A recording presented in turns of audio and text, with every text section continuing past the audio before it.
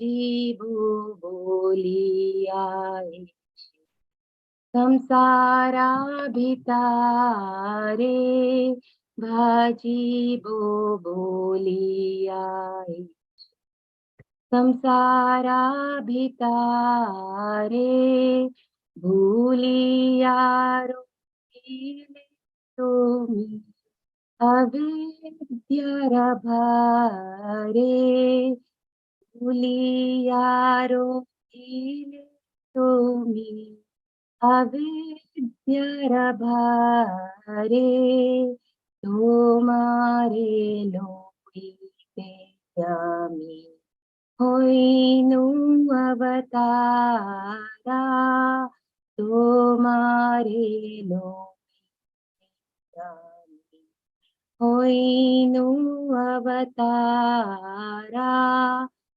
आमी बिना बंधुआरा के आचे तुम्हारा आमी बिना बंधुआरा के आचे तुम्हारा इनेची औषधी माया नाशी बारो लागी इनेची औषधी माया नाशी बारो लागी हरि नाम महामंत्रा लाओ तुम्ही मागी हरि नाम महामंत्रा लाओ तुम्ही मागी भक्ति विनोदा प्रभु चरणे परिया भक्ति विनोदा प्रभु चरणे परिया ते हरि नाम मंत्रा लोइलो मगिया ते हरि नाम मंत्रा लोइलो मगिया जीव जगो जीव जग गौरा चंद बोले जीव जग गौरा चंद बोले हरे Krishna Krishna Krishna Hare Hare Hare Ram Ram Ram Hare Hare Hare Krishna Krishna Krishna Hare Hare Hare Ram Ram Ram Hare Hare Hare Krishna Krishna Krishna Hare Hare Hare Ram Ram Ram Hare Hare. Hari Bol, Hare Krishna, all glories to Srila Prabhupada. Hare Krishna Mataji. Hare Krishna Mataji, wonderful Kirtan. What a beautiful start to today's session, Mataji. Thank you so much. Thank you so much. All glories to Srila Prabhupada. Hari Bol, Hare Krishna. Very nice Kirtan, Mataji. Hare Krishna. Hare Krishna. Let's begin with our prayers. Om Ajnana Timirandasya Jnananjana Shalakaya Chakshurunmilitamena Tasmai Shri Guruve Namaha Shri Chaitanya Manobhishtam Sthapitamena Bhutale Swayam Rupa Kadamayam Dadati Swapadantikam He Krishna Karuna Sindhu Dinabandhu Jagatpati Gopisha Gopika Kanta Radha Kanta Namostate Tapta Kanchana Gaurangi Radhe Vrindavaneshwari Vrishabhanusute Devi Pranamami Hari Priye Jai Shri Krishna Chaitanya Prabhu Nityananda Shri Advaita Gadadhara Srivasadi Gaura Bhakta Vrinda Hare Krishna Krishna Krishna Hare Hare Hare Rama Rama Rama Hare Hare. So today we are going to start chapter 2. Chapter 2, contents of the Gita summarized. So let's pay our obeisances to Sri Radha Govinda and Srila Prabhupada. Thank you everyone for joining. So this is a summary of chapter 1. This is what we did. Introduction, preparations for war, and Arjuna's doubts.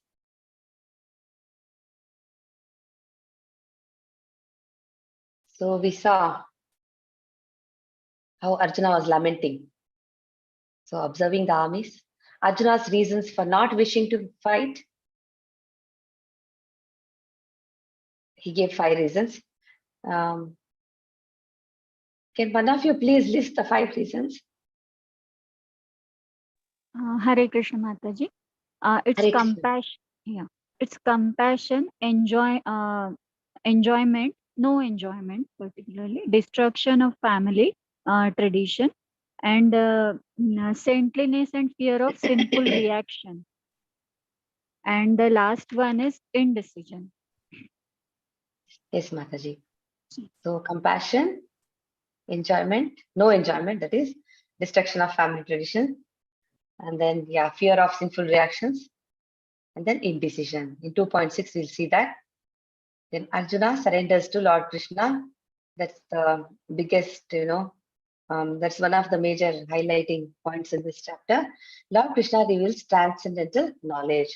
So in chapter 1 we saw the problem, misidentification of the soul with the body, and we saw all the symptoms of the problem. Arjuna also gave all the reasons why he did not want to fight. And then in this chapter we'll see that Arjuna is going to surrender to Krishna. He will accept him as a spiritual master, and let's see what happens after that.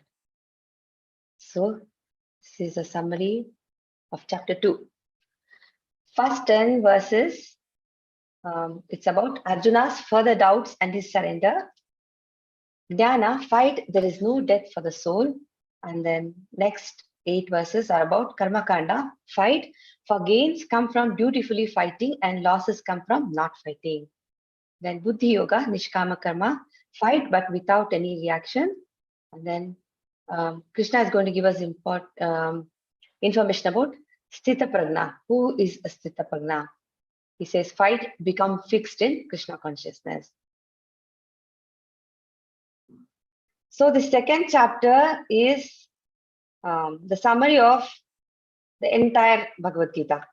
That's what Srila Bhakti Vinoda Thakura says. He summarized the second chapter as being the contents of the whole Bhagavad Gita. We'll see Karma Yoga. We'll also see discussion about Jnana Yoga. And there is also a glimpse of Bhakti Yoga in this chapter. So what happens is, first Krishna says, do your duty. You will enjoy. There is enjoyment. You do your duty, there will be enjoyment. So that is, the tone is Karma Kanda here. And slowly from Karma Kanda, his tone changes. He says, you do your duty, whether you enjoy or not, do your duty. It is for your own spiritual elevation. And then he says, do your duty because that is the way for spiritual elevation.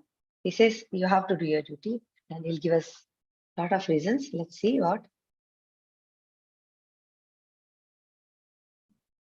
After Arjuna continues to express his doubts about fighting, he surrenders to Krishna for instruction. Arjuna's further doubts and his surrender. What were the reasons for Arjuna to surrender to Krishna, to his Guru? What were the reasons? See, what's happening is, in this material world, there are problems. This is a miserable world, right? Full of misery. There is perplexity at every step. Maya is so bewildering. And this material world is actually created for this purpose, so that, we all purify ourselves, then go back to Godhead. So what is happening now? We see many people having material qualifications, and Arjuna he has too many material qualifications.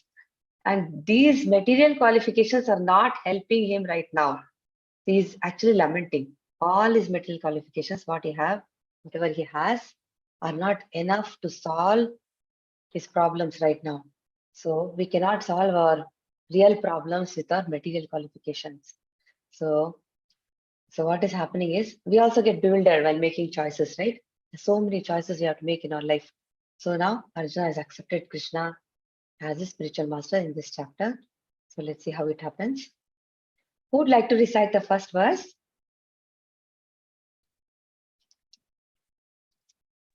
Shall I, Mataji? Sure, Mataji. Sanjay उवाच तन्तथा कृपयाविष्टम् अश्रुपूर्णाकुलेक्षणम् विषिदन्तमिदवाक्यम् उवाच मधुसूदनः. Sanjay describes Krishna, sees Arjuna lamenting like an ignorant man and responds. Hare Krishna, Mataji. Hare. So Sanjaya describes Krishna sees Arjuna lamenting like an ignorant man. And then see what happens is material compassion, lamentation, tears. They're all signs of ignorance of our real self. That is what, highly elevated souls, they don't cry. We can see many examples in Bhagavatam. Like we have Prahlad. Prahlad never, lamented. His father was punishing him so much. Every day he was trying to kill him. We don't see any lamentation happening there. He did not cry. So like that, highly elevated souls are like that. They're fully under control of his. They have complete control over their senses and mind, and they know who is in control. But here, so this is a symptom of ignorance. Who am I? What is self-realization? And real compassion should be applied to what? Real compassion means compassion for the soul. The real compassion is for the soul only, eternal soul. Compassion should be applied to the soul. So here, another important word we see, Madhusudana. So Arjuna is addressing Krishna as Madhusudana, because Arjuna will keep on addressing Krishna as Madhusudana, Govinda, and different names. Because here, especially Madhusudana means Krishna killed the demon Madhu. So Arjuna is saying, kill all the demons of misunderstanding, that have overtaken me right now. So he's asking him to kill all these doubts that are arising in him. That's why he's calling him Madhusudana, because of which he's not able to perform his duty, because of all the doubts and misunderstandings. Seeing Arjuna depressed, Lord Krishna thus spoke. He's saying material compassion, lamentation, tears are the signs of ignorance, and compassion is for the real self. What is self-realization? Analogy, saving dress of a drowning man. So chapter 2 discusses self-realization, analytical study of what? Of soul and material body. So Krishna is going to speak Sankhya in this chapter, explained by Lord Krishna. So let's see what he says. Now here, our gross material body is compared to the dress, outward dress. So soul is actually, embodied within this material body. So this material world is compared to an ocean, like how you see they're showing an ocean here. This material world of nescience, which is material world of misery, is compared to an ocean. And somebody who is drowning in this ocean cannot be saved by, we cannot show compassion to his dress. So a person is drowning, can we show compassion to his dress? How can we save a person by just saving his dress? That is senseless. So we cannot show compassion to the dress. In a sense, compassion is for the soul. So here Arjuna is lamenting, showing compassion to all the bodies of all these Kshatriyas who are fighting. All those people, he's saying all these people are going to die. All these soldiers, the elders on the other side, everybody is going to die. He wants to save all of them, all their bodies. So just like an ignorant man, this kind of conduct was not expected from Arjuna. So Krishna is going to speak Bhagavad Gita to dispel the lamentation of all the ignorant people. By an analytical study of the material body and the spirit soul, he's going to instruct us in self-realization. So we understand that this self-realization is possible when we work without attachment to fruitive results. And also, this material attachment, what we have, we'll understand more and more about all this. Okay, so let's go ahead and learn. Okay, what is absolute truth? This slide is important because we must know who Krishna is. Krishna is referred as Bhagavan. In every verse, you'll see Bhagavan Uvacha. It's not saying Arjuna's friend is speaking, Krishna, the person is speaking. No, it's saying Bhagavan. Bhagavan is speaking. So Bhagavad Gita is very clear. Bhagavad Gita means the song of God. So it's already, we know that, Krishna is not ordinary. So he is referred to as Bhagavan. So he's the ultimate in the absolute truth. And this absolute truth is realized in 3 phases of understanding. Okay, it's like there was this analogy in 18 days, you must have seen. A person who's standing far away, he'll see a mountain. And when he goes a little closer, he'll see a tree and a bird. And he goes much closer, he can see more details. It is like that. So what is happening is, now this firstly Brahman, okay? Brahman is the impersonal, all-pervasive spirit. And Paramatma is the localized aspect of the Supreme, who is in everyone's heart of every living entity. You will find Paramatma in the heart of every living entity. And Bhagavan is the Supreme Personality of Godhead. So there's a beautiful analogy in the purport, sun and its 3 different aspects. Now a person who is studying the sunshine, and a person who is studying the sun's surface, and a person who can actually enter the planet itself. They are on 3 different levels. So if a person studies the sunshine, he's like a preliminary student. If he understands little more, he knows, oh, this sun has a surface, and it is like this and all. He is little more advanced. Then one who can enter into the sun planet is the highest. So ordinary students who are satisfied by just understanding the sunshine, just understanding, focusing on the Brahman aspect, impersonal nature of the supreme, they are considered as, preliminary students. And little more advanced, they actually know this Paramatma in everyone's heart. And a person who is really the topmost transcendentalist, Bhakta, who is a devotee, actually realizes the Bhagavan feature of the absolute truth. So we cannot actually separate the sunshine from the sun surface, from the sun disk itself, sun planet. We cannot separate all these 3, but these 3 students are not on the same level. We cannot put them in the same category. And there is one, do you know what Bhagavan means? Bhagavan. Parashar Muni, he is the father of Srila Vasudev. He has actually given... Acharya, Mataji, Hare Krishna. Acharyas have defined God in having 6 opulences. Yes, Prabhuji. Parashar Muni actually explained the Sanskrit word Bhagavan. Can you give us the details, Prabhuji? He is all beautiful, all strength, renunciation, all knowledge, renunciation, all wealth, all renunciation, all renunciation, Hare Krishna, Prabhuji. beauty. So Bhagavan, yes, thank you. Prabhuji. So Bhaga and all means beauty. opulences. Yes. Bhaga means opulences, and one who possesses all these 6 opulences in full: strength, wealth, and then fame, beauty, knowledge, and renunciation. We see so many people, they are so rich, some people are so powerful, some people are so beautiful, but no one can, they are not as beautiful or as rich as Krishna. No one can equal Krishna. No one is equal to or above Krishna. So we should understand that, and then we will go ahead. Okay.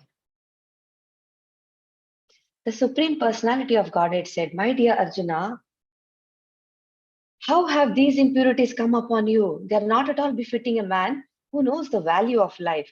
They lead not to higher planets, but to infamy." So what is happening is, now Bhagavan is present in front of him. Okay. Bhagavatam says there are many incarnations of the Supreme Personality of Godhead. Okay. Krishna is the original personality of Godhead. And from him, there are many, many incarnations. And then Krishna is one, but he expands into so many. He is the source of both the spiritual and the impersonal Brahman. He is Bhagavan. Now, when Bhagavan is present right in front of him, he's lamenting. So he's saying, where have these impurities come upon you? So he's actually, there's a word called Aryan here. Aryan means somebody, they are people who belong to the civilized class of men. They know actually the value of life. Their whole civilization is based on self-realization, spiritual realization.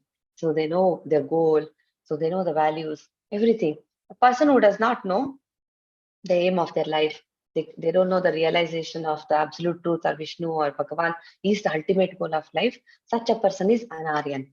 So he's saying only ordinary people with material conception of life will not know the aim of life.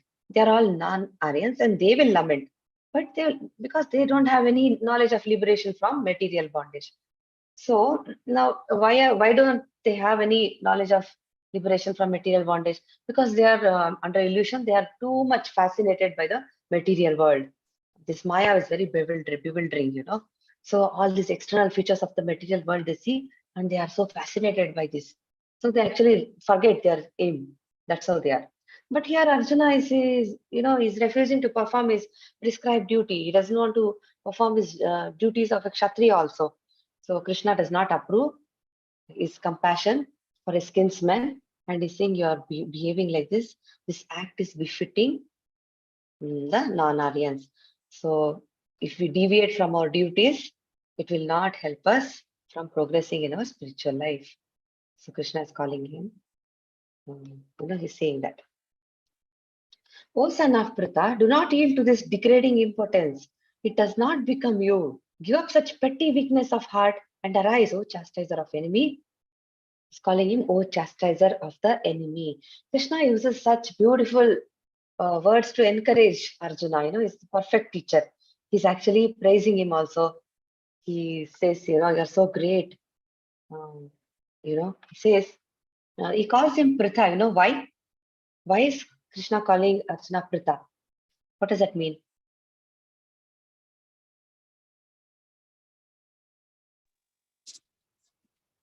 Arjuna is Kunti Putra and Kunti is also known as Pritha. Yes, Mataji, thank you so much. And then Prabhupada writes actually, if a son of a Kshatriya declines to fight, he should be ready to fight for religious reasons. If he's declining to fight, he is a Kshatriya in name only. If the son of a Brahmana acts impiously, he is a Brahmana in name only. They are all unworthy sons of their fathers. So Krishna does not approve that. He did not want Arjuna to become an unworthy person, unworthy son of a Kshatriya, because he is born in a he is a Kshatriya by nature and he has a great heritage also.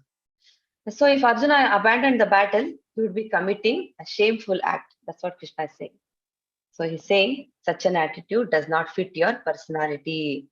Then he's saying, non-violence and all this magnanimity of your heart, whatever you are showing, all this is nothing but weakness of your heart. He's telling Arjuna about. Arjuna said, O killer of enemies, O killer of Madhu, how can I counterattack with arrows in battle men like Bhishma and Drona who are worthy of my worship? So it's a general etiquette, that superiors are not to be offered even a verbal fight. Sometimes elders are very harsh, but we cannot counterattack them. So we also see that in our regular life, right? So this is generally done. So superiors like Bhishma and Bhishma is a grandfather, Dronacharya is the teacher. All these are worshipable people, they're respectable. So how can I just, pick up my weapons and attack them? How can I counterattack them, even if they attack? So he's saying, how can I attack them? So he's saying, would you attack your own grandfather, Ugrasena or Sandipani Muni? These are the kind of arguments Arjuna is some of the arguments that Arjuna placed. 1 second, I'll just mute.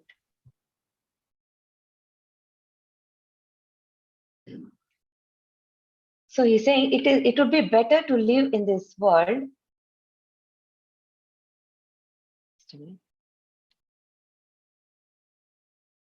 It would be better to live in this world by begging than to live at the cost of the lives of great souls who are my teachers. Even though desiring worldly gain, they are superiors. if they are killed, everything we enjoy will be tainted with blood. See, what Prabhupada says is, if a teacher or a guru is engaging himself in an abominable act, if he has lost his senses, if he cannot discriminate between good, bad, what is the right thing to do, if the guru is, engaging in abominable activities, basically, a person can abandon such a guru. Okay, Prabhupada writes that. So Bhishma and Drona are on the Duryodhana side. And Duryodhana is irreligious. They are supporting him because of financial assistance they are getting. They are working for the kingdom.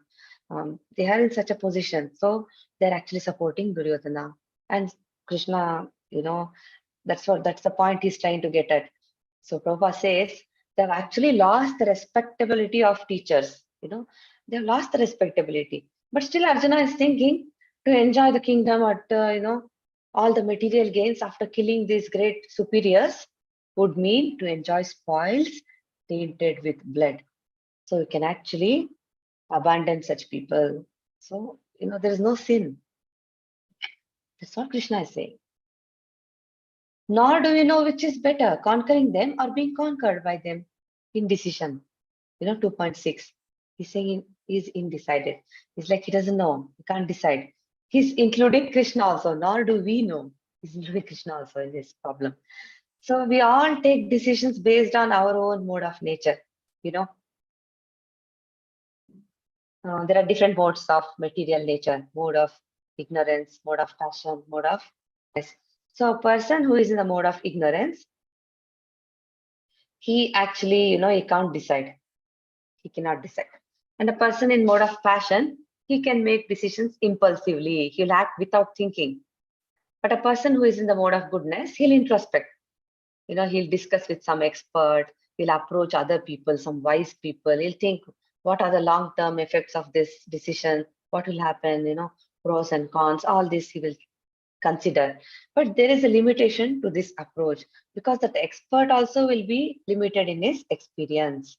A person in Shuddha Sattva platform, only he can make a proper decision because he acts out of inspiration.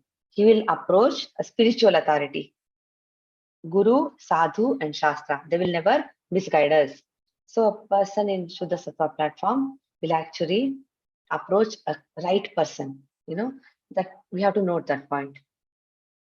And here we see Arjuna is very aware of his feelings and he's communicating it very nicely. He knows his thoughts, his feelings, what's happening. And also another thing we see is his control over his mind, senses, and his detachment.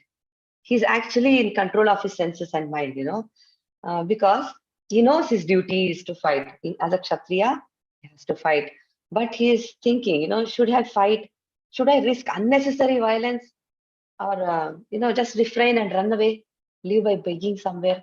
He's thinking all this. So he actually has control over his senses and his mind because, it is not like I'm angry at all these people. That's why I should fight. I must take revenge. It has nothing like this. He's actually thinking what will happen if I fight, pros and cons. He's a great person. So actually there is no guarantee of victory before a war. We don't know whether we'll win or lose. But he's saying if the sons of Dhritarashtra die, it will be very difficult to live without them. Without, in their absence, how can I be happy? He's talking like this. So all these reflections by Arjuna prove that he's a great person, a great devotee, highly enlightened soul. And he had complete control over his mind and his senses. And he was born in the royal household. And he's saying, I can go live by begging also. This is a sign of detachment. We saw this in Ramayana also. Lord Ram, he just walked into the forest. He was not lamenting. He just walked happily. Right? Detachment, complete detachment. He could give up his kingdom, everything, walk into the forest and live for so many years. Just like that here. He's saying, I don't mind living by begging, but I don't want to, enjoy all this. So he's talking like this. So unless our senses are controlled, there is no chances of elevation for us to the platform of knowledge. And without knowledge and devotion, there is no chance of liberation. So Arjuna is actually he's a virtuous person. He's competent. because of all his qualities, but he has to fight. Krishna is going to encourage him and he'll make him understand why he needs to fight. And also we see that Arjuna has complete faith in Krishna. So complete faith in the spiritual master's words are very important if you want to progress in the spiritual path. So Arjuna said, now I am confused about my duty. I am your disciple and a soul surrendered unto you. Please instruct me. So here, this is a very important verse, 2.7, because until now we thought, okay, they are friends, they're cousins, they're related by blood. But here, their friendly relationship is taking a turn. Arjuna surrenders to Krishna as a disciple, accepting him as a spiritual master. What does it mean? Accepting someone as a spiritual master means, it is, see, talk between friends can be very casual. We may not take each other seriously. You ask an advice to a friend will say something. We may not take that seriously, right? We may think, okay, saying something. And then here, talking to a spiritual master is different. There is surrender, there is humility. Okay. So a person who accepts a guru, he will hear the guru with lot of attention and follows his instruction also. So we know why he surrendered. And then Krishna speaks Sankhya Yoga, talking about analytical study of matter and spirit. He speaks about Atma Tattva, characteristics of the soul. This information will help us to gain perspective on the real problems of our life, and we'll come to know what is our constitutional position. Once a person understands he's not the body, he's the soul, and if he can realize that, he'll understand his constitutional position. So this knowledge will help to make proper decisions. So another thing we see is Arjuna is actually lamenting, but Krishna is not. He's smiling. Krishna never cries, right? The guru he knows what he's saying. He's on an absolute platform. So Krishna is actually smiling while Arjuna is in great lamentation. Do you know why Krishna is smiling? He's looking at Arjuna and smiling. Why do you think so? Why he's smiling? Because he knows the past, he knows the present, he knows the future. Mataji. Okay. Others also please answer. Hare Krishna.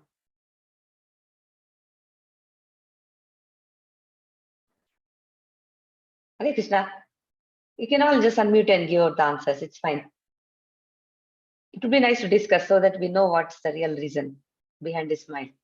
Hare Krishna.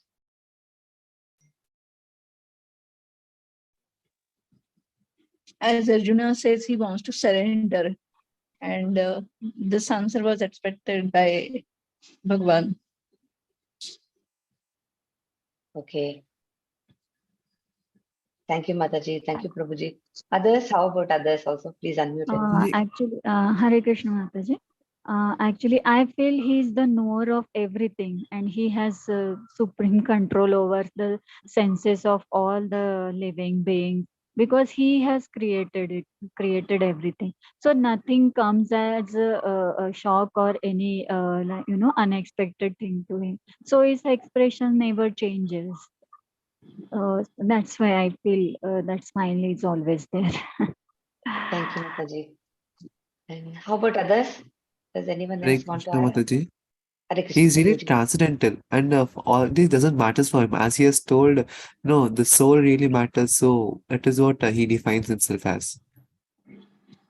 Hare Krishna, Prabhuji.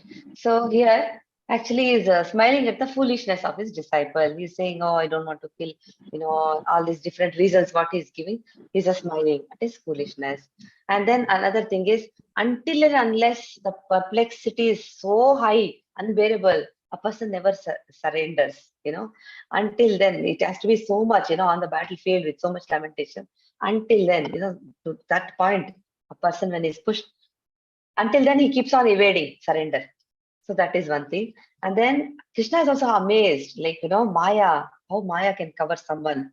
What kind of, bewilderment she can create at such a crucial moment in his life, So he's amazed at the kind of bewilderment that can arise at such a crucial, juncture of his life, because Maya covers someone. That's why he's talking like this. And only a bona fide spiritual master who is under, in this disciplic succession can give proper guidance for executing our purpose of our life. So now Krishna is smiling. Look how Maya has covered him, and at his foolishness. And also you see, now finally Arjuna is surrendering. So only now, until he surrendered, Krishna did not give any instructions. Now he'll start answering all his doubts and questions. Throughout Bhagavad Gita, we'll see that Arjuna will ask so many questions, so many questions. And then Krishna will keep on answering. Okay. Arjuna continues to give reasons for not fighting and finally surrenders.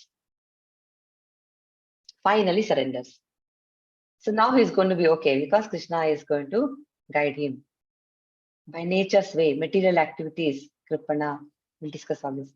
Source of perplexities, forest fire, surrender to bona fide spiritual master. Okay, original spiritual master is Krishna. Then what do Kripanas do? Misers. It's like that is like a skin disease, overly affectionate to family, country, society, and they're not interested in self-realization. Kripanas are not interested. Okay, let's discuss this. See, Krishna is the original spiritual master and Arjuna is the original student. So this instruction is meant for all of us. So, all the Vedic literature advises to approach a spiritual master. All the Vedic literature, everything, Vedas, Upanishads, they all give us this instruction that if we want to become free from perplexities of life, we must not. They'll come without desire, Problems happen on its own. It's not like we're looking for problems. It is like it's, Prabhupada writes in the purport, like how we see here, it is like a forest fire. It will blaze somehow without being set by anyone. The forest fire will blaze. Then what will happen? Perplexities, right? People are bewildered. So we must remember that this human life is very valuable, the most valuable gift that we have got, and we have to utilize it to solve our real problems. Birth, death, old age, disease. But Kripanas are not like that. They are miserly people. What do Kripanas do? They waste their time in material activities, material conception of life. They are overly affectionate towards family, society, country, too much, Like Prabhuji says, there will be salt in food. If the salt is perfect, food tastes very nice. But too much salt will spoil the dish, right? We can't taste it. We can't even relish. We can't eat it at all. It's like that. Too much affection and attachment to matter is not going to help us. So they will think, Kripanas will think, I'll protect my family. I will do something really, something great that I can save them from all kind of problems in the society. He thinks like that. So this, we see this kind of material family attachment in animals also. Even animals are attached to their children, right? So it's like that. And Arjuna is showing this kind of perplexities now. So he understands. Now Arjuna understands that his problem is, what is his main problem? Is too much, this affection for his family members and his wish to protect them is actually coming in his way of his duty. He cannot perform his duties right now because of affection for his family members. And he wants to protect them from death actually, because he doesn't want them to die. That's what he's saying. That's why he's not able to perform his duty. But one more thing we should understand is, we must understand Krishna's position here. Prabhupada writes that, before we hear what Krishna says, we must know who is Krishna. We should not think he's another human being giving some kind of just his opinion. That's not how it is. We are actually hearing this knowledge from the Supreme Personality of Godhead. So unless and until we understand that, the whole of Bhagavad Gita, understanding the whole Bhagavad Gita is not going to happen that easily. So we must understand who Krishna is. Okay. Jnana. Fight, there is no death for the soul. So that is why we're taking Krishna as authority. Another reason Prabhupada gives is we are taking Krishna's words as authority because not just great authority like all the acharyas, Vedic literature, saintly people, all the realized souls, they also, have established Krishna as a supreme. That makes Krishna's answers more valid. So all his answers are perfect, actually. That's how we have to take it. Okay. Who's going to recite this verse, please? Hare Krishna.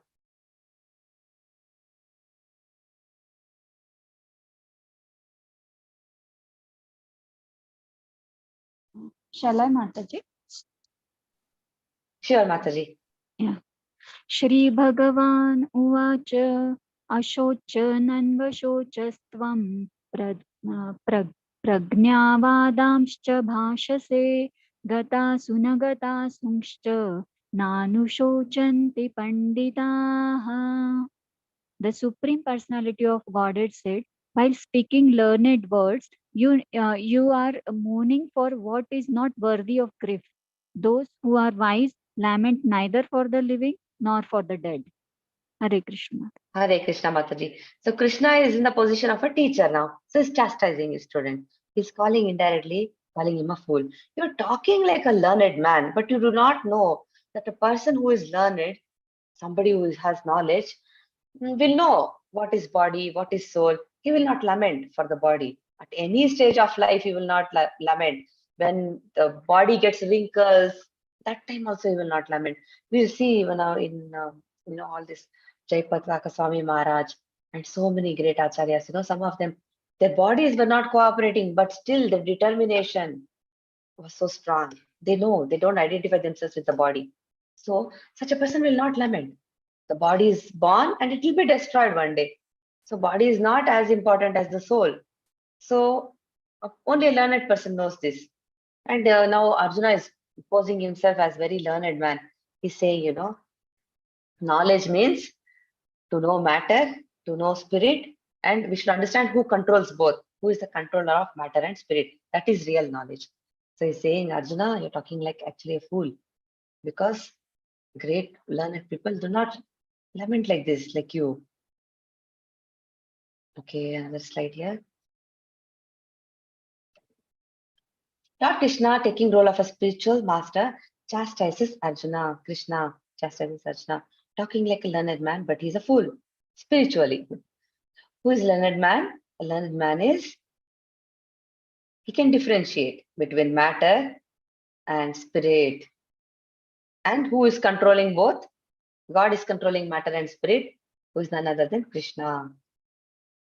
So he knows difference between body is temporary, and soul eternal. Do not lament for body, whether it's dead or alive. Body is born. Body is born and destined to vanquish. Therefore, body is not as important as soul. Okay. We'll discuss all this in a second. So again, soul is eternal. Body is same verse is here. Ashochan and Shochas from Pragnavadamsha Bhasase. So Krishna is saying, and another thing is, Krishna speaks about the characteristics of the soul. He also says, no weapon can kill the spirit soul. There are all kind of weapons. Soul is eternal. Nothing can destroy the soul. There are weapons made of, there are swords, flame weapons, rain weapons, and in the purport you'll see tornado weapons. So there are weapons made of earth, water, air, ether, all this. Then, the modern weapons are all classified as fire weapons, nuclear weapons. They're all fire weapons. And to counteract the fire weapons, it seems those days they had water weapons. So modern science does not know water weapons, and they have not heard of tornado weapons also. We have not heard about this. But there are all kind of weapons mentioned in all these scriptures. And then these Mayavadis who say, the soul will just go merge into the Brahman, and it will lose its identity, and it will become one, and all this just does not hold good, because Prabhupada gives lot of references. He talks about Varaha Puran, Padma Puran, lot of references. He says the living entities are eternally separated parts and parcels of the Supreme. We are parts and parcels of the Supreme, but we are separated from the Lord. We are not going to go and merge into Krishna again. Arjuna will remain Arjuna, Krishna will remain Krishna. They are not going to merge into each other. So every soul is an individual and it will remain like that. So all individual souls are eternal, but they are prone to be covered by the illusory energy. That's why we are separated from the association of the Supreme Lord. Okay, it is like the sparks of fire, how they're separated from fire. You know, that analogy is given in the chapter. Okay.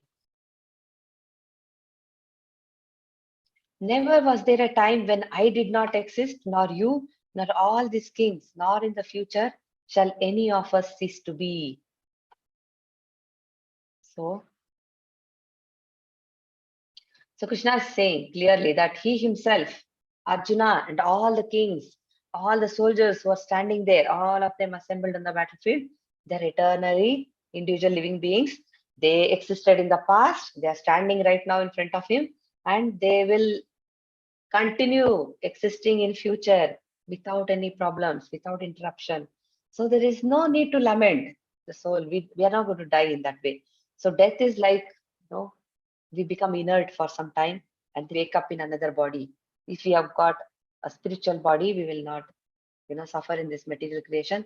We'll be in the spiritual world. If we have got a material body, we don't know, we take one of the bodies from 84 lakh species. We could be anything.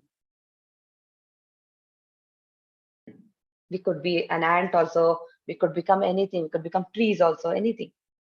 So that is why, human life is very, very important, very precious. So these Mayavadis who say, they cannot explain the origin of soul. How did soul come into being? They cannot explain all that. But they think the souls will merge into the impersonal Brahman and lose its existence. Krishna is not supporting that theory. We can see in Bhagavad Gita, Krishna does not support all that. So Krishna and Lord Krishna and Bhagavad Gita, both are not ordinary, because a common man cannot give this kind of information, this kind of knowledge, because a common man has 4 defects. He has tendency to commit mistakes. He has tendency to cheat. He has imperfect senses. He'll be under illusion. So how can such a person give perfect knowledge? Only great acharyas like Ramanujacharya, Madhvacharya, and great devotees who are representatives of Krishna, only they can give perfect answers, perfect solutions to all the problems. Only they know perfect knowledge. So, and they all said that the souls are eternally separated parts and parcels of the Lord. So it becomes very clear that Krishna is the supreme personality of Godhead, and rest of us are just individual beings, and he is the maintainer of everyone. We'll never become equal to God. We'll never become God. We'll never become equal to God. We are always maintained. So Gnana, knowledge. There is one verse. Please recite Hare Krishna.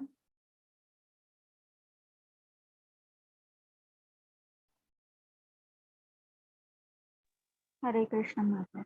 Hare Krishna Mataji. देहिनोऽस्मिन्यस्था देहे कौमार्यै यौवनश्चरा तथा देहान्तरप्राप्तिः धीरस्तत्र न मुह्यति. As the embodied soul continuously passes in this body from boyhood to youth to old age, the soul similarly passes into another body at death. A sober person is not bewildered by such a change. Hare Krishna. Hare Krishna Mataji. So his first reason was compassion. Compassion for all these people standing there. He was actually showing compassion to the bodies. Oh, bodies will be destroyed. All the bodies will get destroyed. Right? What will happen after they die? He was talking like this. Now, every living entity is an individual soul. Body keeps on changing. Every moment it is changing. Sometimes it manifests as a child and then becomes a youth, and the body becomes like this, manifests as an old person. But the spirit soul does not undergo any change at all. So it is just the observer. At the time of death also, what happens? The body decomposes because the soul leaves the body and it takes another body. Like, transmigration happens. We can understand it like this. A person may be very old, but he will have the same spirit, like a teenage boy, maybe. Inside, we're also facing this, right? Every year we celebrate our birthdays, 1 year older, 1 year we are becoming, but inside we feel like we are the same. And inside we're not feeling any different. Just when you look in the mirror, we know our bodies are changing. We'll all get wrinkles. Our hair is going to become white. It's going to happen. That is the law of nature.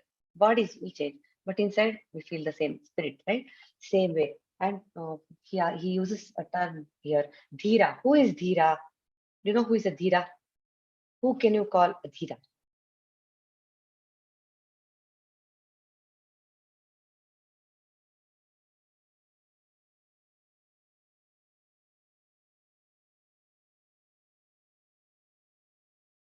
Hare Krishna.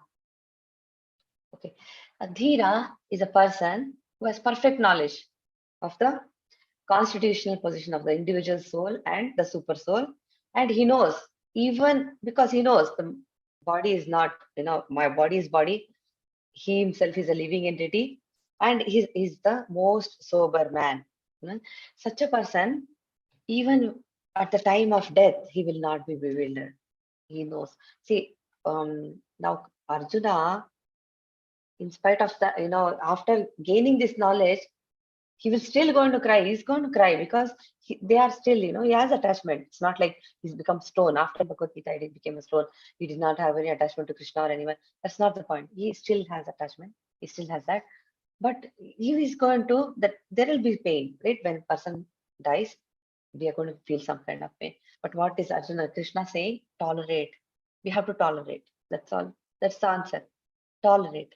So Dhira, at the time of someone's death also, he has this knowledge that, only the body is left, the body is here, body is decomposing, but the soul is eternal. This person who is actually left the body, he's moved on. He's not bewildered by this. So by giving all this information, what is Krishna saying is, all these people you are lamenting for, Drona, Bhishma, all these people will get a new body. See, they have become old, right? They'll get a new body. And they're all noble souls. So they may go to the higher planets or may get a spiritual body also. So what is there to lament? This is what he's saying. Okay. Don't have to worry about them because they are going to get a new, fresh body. That's what he's saying. Okay. Next verse, please recite. Hare Krishna. Matra sparshastu kaunteya शीतोष्ण सुख दुःखदाः आगमापायिनो नित्यः तास्तितिक्षस्व Bharat. O son of Kunti, the non-permanent appearance of happiness and distress and their disappearance is in due course are like the appearance and disappearance of winter and summer season. They arise from sense perception. O scion of Bharata, and one must learn to tolerate them without being disturbed. Hare Krishna. Hare Krishna. We have to tolerate, we have to be tolerant while performing our duties. Tolerate happiness is saying tolerate happiness also. Tolerate distress, tolerate happiness and distress. They're all temporary, non-permanent. This too shall pass. It's like seasons keep changing. Happiness comes, then comes sadness. Then, all the duality exists in this world. So, Prabhupada gives very beautiful examples of how people perform their duties. Like, for instance, according to Vedic injunction, a person has to wake up very early in the morning. He has to take a bath early morning, whether it is whatever the weather is, he'll take a bath. So he'll tolerate, he'll wake up early, take a bath. And then a mother also, Prabhupada gives this example of a mom. Mother, what does she do? Even whatever the weather is outside, however she'll cook a meal for the entire family. She'll cook in the kitchen. In summer also, hot summer, she'll be working in front of the kitchen. She'll prepare a meal, It is uncomfortable, but she'll do it as a duty. She wants to feed her family. So these are all examples of how we can execute our duty in spite of facing all these inconveniences. So he's saying, as a Kshatriya, for religious principles, you have to fight no matter what. Even if it is uncomfortable, you have to fight. The enemy is your friend, enemy is your relative, but you cannot escape. Don't deviate from your prescribed duty. That's what Krishna is saying. Tolerate. So by following all these prescribed duties and regulations of religious principles, we can actually raise up to the platform of knowledge. So because only by knowledge and devotion we attain liberation, we can become liberated, means liberate ourselves from the clutches of Maya.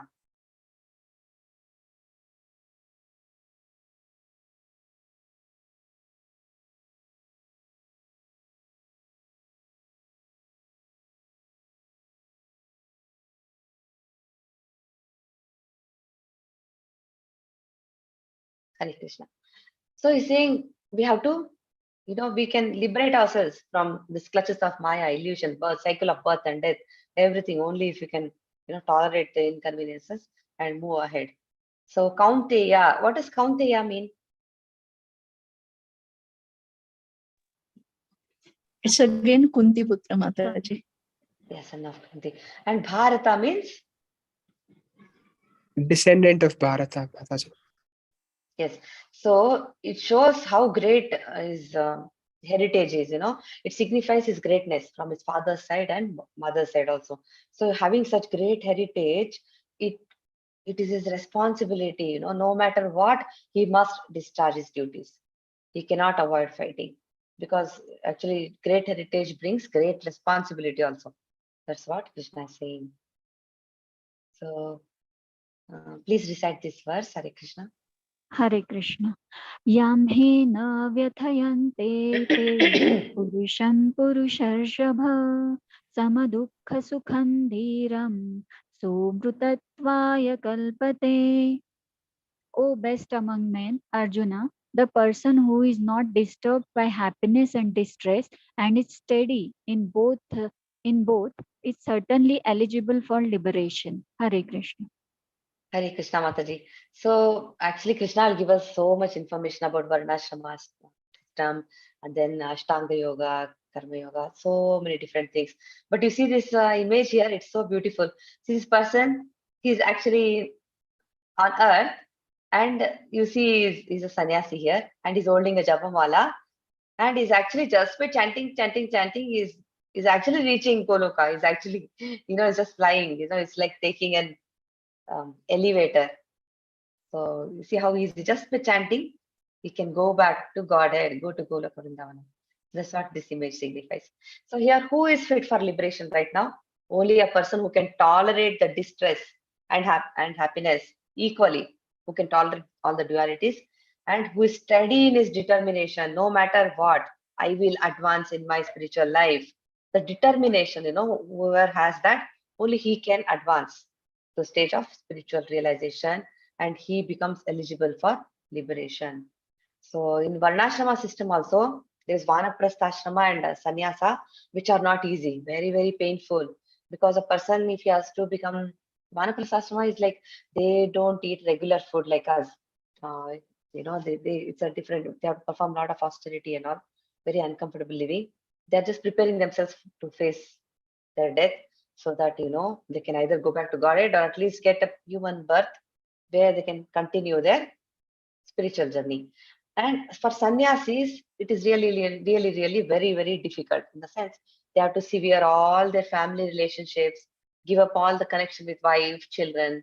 They have to tolerate difficulties. Sannyasi cannot think, oh, where is my food coming from? Where will I sleep? What will happen if I go to the forest? What will happen if I fall into this difficulty? He cannot think like that.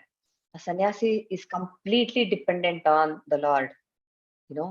He has to tolerate all difficulties, so that it is for his own. He takes this for a higher cause. Like we have Chaitanya Mahaprabhu's example. He had a beautiful wife. He had a very loving mother. Everything was fine. He became a sannyasi at the age of 24. His wife was very young, and both his mother and wife both were dependent on him. But in spite of all that, for a higher cause, he took up sannyasa, and he became very steady in the discharge of his higher duties. sannyasis are Chaitanya Mahaprabhu himself was Krishna. If you read Chaitanya Charitamrita and if you go and study further, you will understand who Chaitanya Mahaprabhu is. But for understanding sake, it is not easy. Sometimes the path, spiritual journey is not easy. In spite of that, a person will tolerate all the inconveniences. He'll be very determined. Only such a person can actually make progress. It is just like going to school, just like a child may say, I don't want to go to school today. It's so nice to sleep. I'll sleep for 5 hours. And the mother says, okay, you can sleep. That doesn't work, isn't it? A child has to get up, get ready, take the bag, go to school, write exams with summer or winter or rainy season. Why does he work hard? So that he gets education. I'm just giving an example, rough example. Like that same way, without hard work, there is no progress. Our efforts are very important. That's what this shows. This chapter is very long actually. We can do for 10 more minutes and I'll stop. Because if it is too long also it may get too much, right? So we'll stop by 8:15. Hare Krishna. There are too many verses in this chapter, but they're very interesting actually. We learn a lot. 2.16. Those who are seers of the truth have concluded that of the non-existent, the material body, there is no endurance, and of the eternal, the soul, there is no change. This they have concluded by studying the nature of both. So what is the difference between matter and spirit? So by nature, body is ever changing, soul does not change. But the living entities are bewildered by the influence of this because of all the ignorance they are bewildered. So how do we remove this ignorance? How do we remove this ignorance? We are bewildered because of ignorance. We can remove this ignorance, Prabhupada says, only by re-establishing our relationship with God, with Krishna. And also by understanding who we are. We are parts and parcels of the Supreme Personality of Godhead. Only when we try to re-establish our relationship with Krishna through the spiritual master, our ignorance will be washed away. Otherwise, it will not be easy for us. We'll have to come back here, in another body, to keep on going through these miserable conditions again and again. Love for Krishna, love for Godhead is already there in everyone's heart. It just needs to be rekindled. And that job a guru can do. And even in the 7th chapter, we learn that, all the living entities belong to the superior nature. And then, there's no difference between energy and the energetic. Okay, the supreme personality of Godhead, he is the supreme and all the living entities are subordinates. So all this, only we can remove our ignorance, everything, the spell of ignorance, our illusion can be removed only by a guru, by the spiritual master. We can understand it like this. By reading this book 100 times also, we may not understand. But only when we actually try to understand what Prabhupada is saying, hear from, these are all Prabhupada's teachings, right? When we hear, now it makes sense. If you read only the verse and translation, nothing goes into our mind and soul. So when we hear from an authority, from Prabhupada himself, then we understand, okay, this is what this verse means. Please recite this verse, Hare Krishna. Hare Krishna. Avinashi tu tad vidhi yena sarvamidam tatam vinashamaya mavyayasyasya na kaschit kartumarhati. That which pervade the entire body, you should know to be indestructible. No one is able to destroy that imperishable soul. Hare Krishna. Hare Krishna Mataji. If you want, you can read this, or someone would like to read this. What is here? The soul is described as one, this one. Hare Krishna. Hare Krishna. This soul is described as 1/10,000th part of upper portion of the hair, point in size. The Shvetashvatara Upanishad confirms this. Balagraha satabhagyasya satadha kalpitasya cha भागो जीवः स विज्ञयः स Sachanantya kalpate. When the upper point of a hair is divided into 100 parts, and again each of such parts is further divided into 100 parts, each such part is the measurement of the dimension of the spirit soul. Similarly, Hare the Krishna. same version is stated. Hare Krishna Mataji. Okay, so we can understand that soul is very, very tiny. We can't see the soul with our naked eyes. We can't see the soul. How can we see the super soul, right? We cannot.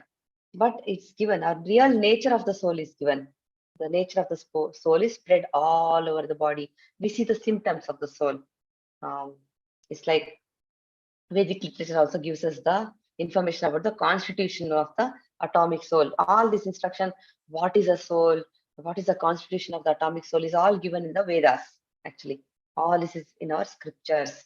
So how do you know soul is present in our body? Because of our consciousness, because of our individual consciousness. We can see a person can feel pain and pleasure, all these different things. The moment the soul leaves the body, it becomes useless. So that's how we know there is consciousness in the body, there is a soul present in it. So, and that's the influence of the soul. And our body is the embodiment of an individual soul. We are all embodied souls. Symptom of the soul. Okay. That which pervades the whole body, you should know to be indestructible. No one is able to destroy the imperishable soul. So consciousness is due to the spirit soul. And then it is like when we take a medicine, the influence of this medicine will be spread all over the body, throughout the body. So just like that, consciousness is there all over the body because of that spirit soul. So once the spirit soul is gone, we cannot revive the body. We cannot do anything, right? From time immemorial, it's been like this only. So the body becomes useless. It has to be either cremated or buried, or just it will decompose. And where is the soul situated? Do you know where it is? In the heart, Mataji. Hare Krishna Prabhuji. And this atomic soul is present in the heart. Atomic soul is known as Anu Atma. Then Vibhu Atma is the super soul, who is also along with the Anu Atma. Soul and super soul both are in the heart. And the soul, all the energies for all our body, all the functions, movement, everything is coming from the heart only. Even science accepts this, the corpuscles that carry the oxygen from the lungs, they gather energy also from the soul, actually. Medical science, what does it accept? It says heart is the seat of all energies of the body. It says, it knows the importance of red blood corpuscles, but it cannot say the source of the energy is the soul. That cannot be ascertained because we can't see the soul. But they know that heart is a source of energy. And we can perceive the atomic soul by our intelligence. How? By, there are unlimited particles of spiritual atoms everywhere. They are smaller than the material atoms. They are everywhere. It's like sunshine molecules. In the sunshine, there are tons of radiant molecules. Just like that, there are spiritual atoms everywhere. So Krishna is actually giving us information about all this science of soul. The material body of the indestructible, immeasurable, and eternal living entity is sure to come to an end. Therefore, fight. He's saying the body is going to come to an end anyway. You cannot save the body. How long can you? You cannot. We cannot maintain our material body forever. It is just a matter of time. It will perish. Maybe 80 years, 60 years, 100 years. We don't know. And it is so small that no one can have an idea to measure it also. We can't even see it under the microscope. So the spirit soul acquires a material body. How does the spirit soul acquire a material body? Do you know? How do we get a body? What is the criteria? On what basis do we get a body? Our karmas, Mataji. Yes, because of our own karmic accounts and our desires, we get a body. That's why that is why it is given in the purport that we must follow religious principles. It is very, very important to observe religious principles because we don't know what kind of body we'll get next. That is why. That is very, very important. Okay. So that's what Krishna is telling him, for religious. He's saying you must fight and not sacrifice the cause of religion for bodily considerations. Neither he who thinks the living entity, the slayer, nor he who thinks it's slain is in knowledge, for the real slays not, nor is slain. It means we'll do 2 more verses and then stop. Okay. Because this is a very big chapter, 2 more verses and then next week you can continue. See what happens when somebody is hurt. When somebody is killed, what is happening? Is hurt by weapons. The living entity who lives in the body is not killed. Only the body is destroyed. That body breaks down, but actually the living entity is just escaped. So that's what Krishna is saying now. Nobody can kill anyone. Because how can you kill a soul? You cannot kill. So you're not actually killing anyone here. That's what Krishna is saying. This does not mean that we can just go killing people also. We cannot hurt anyone. Because Vedas say, never commit violence against anyone. It says that. So we cannot kill anyone, kill the body of anyone without authority. That's abominable. If somebody is hurting someone or killing them, then nature will take its, just like we have laws in our state, just like the law of the Lord also is very, very strong. Whatever, that's again becomes our karma. So if we hurt someone, somebody hurt us back. If somebody is killing someone, that person will be killed sometime in future too. So that's how it is. So the laws are already set. So, but here Arjuna is not doing anything whimsically. He's not going to kill all these people just like, without reason. These are all activities done for the principles of religion. So there is no sin. Krishna is going to tell it now. So there is no sin. You will not incur any sin by actually going ahead and fighting and killing all these people.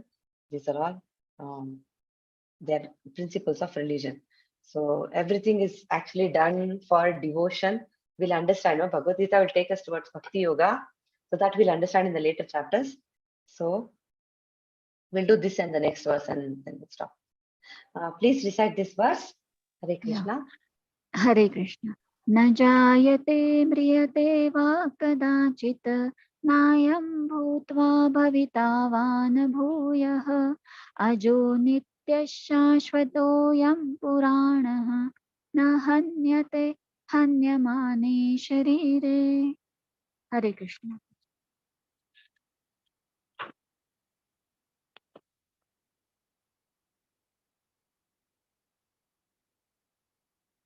Shall I read it? Yes, Mataji, sure. Hare Krishna. Yeah. For the soul, there is neither birth nor death at any time. He has not come into being, does not come into being, and will not come into being. He is unborn, eternal, ever existing, and primeval. The body is subject to, 6 kindness. He is not slain when body is slain. Hare Krishna. Okay, the body is subject to 6 kinds of transformation. The soul, the small atomic fragmentation part of the Supreme, is qualitatively one with the Supreme. Means there's no difference between us and Krishna in the sense the soul has the same quality as the super soul. It is like taking a drop of water from the ocean, and when we examine the water in the lab, we'll see that it has all the properties of the ocean. This little tiny drop of water will have all the chemical composition of the ocean water, but this drop is not equal to that ocean. Just like that, our situation is like that. Qualitatively, we are equal to the Lord. Quantitatively, we are not. So, and another information here is soul is steady. It does not change like the body. Body is subject to 6 kinds of transformation. Body takes birth from the womb of a mother, and then from the mother's body, the baby is born, and then it remains for some time, it grows, then it produces some byproducts, then slowly, gradually it dwindles, and then it vanishes into the oblivion. And like, see, all the byproducts, a body has byproducts. There are children born, but the soul has no byproducts. It is only because of the body has, we have children and all this. They are also different individual souls coming from the supreme. But the soul itself does not have byproducts. Only the body has byproducts. So this point is very clear. From the soul does not come another soul. That will not happen. All these children and all these relatives, whatever we have, these are all individual souls coming from the Lord. But the body actually facilitates. They appear as children of a particular person, but actually the soul is not giving birth to another soul. No byproducts for the soul. We can read this and then we'll stop, because it will be too much otherwise if we keep on going on, right? There's so much information. Please read this chapter. It's very interesting. We have heard many times, we are not the body, we are the soul, but here more details are given. Hare Krishna. Who would like to read this? Hare Krishna.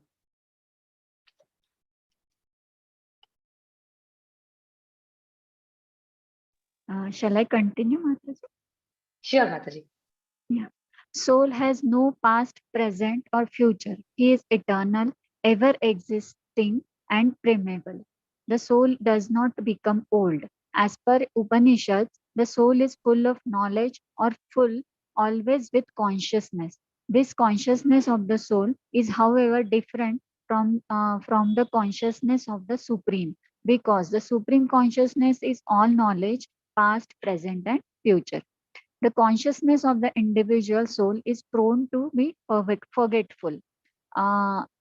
We are forgetful of the real nature of the soul.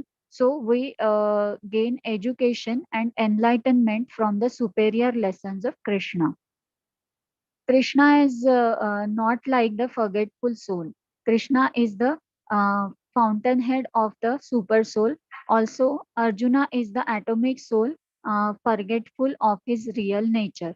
So he needs to be enlightened by Krishna or by his bona fide representative, the spiritual master. There are two kinds of souls, namely the minute particle soul, Anu Atma, minute particle soul, Anu Atma, and the super soul, Vibhu Atma. This is also confirmed in the Katha Upanishad. Both the super soul, Paramatma, and the atomic soul, Jivatma, are situated on the same tree of the body within the same heart of the living being.